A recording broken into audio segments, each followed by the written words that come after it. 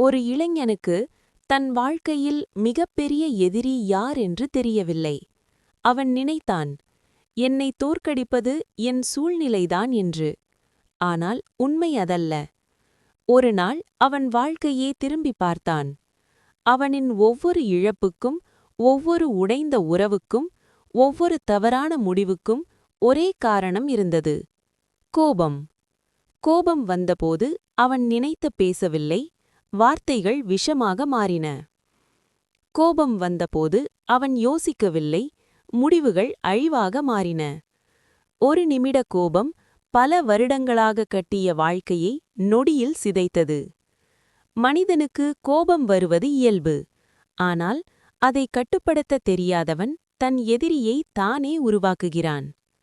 ஒரு புத்திசாலி சொன்னார், கோபத்தை வெளியில் காட்டும் முன் 45 வினாடிகள் அமைதியாக இரு என்று.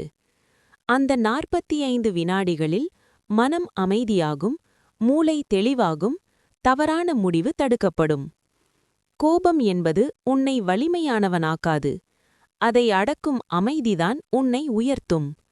இன்று நினைத்துப் பார், நீ இழந்த பல விஷயங்களுக்குக் காரணம் உன் கோபமா? இன்று முதல் கோபத்தை கட்டுப்படுத்து. ஏனெனில் உன் வாழ்க்கையின் எதிரி வெளியில் இல்லை, உன்னுள் இருக்கிறது.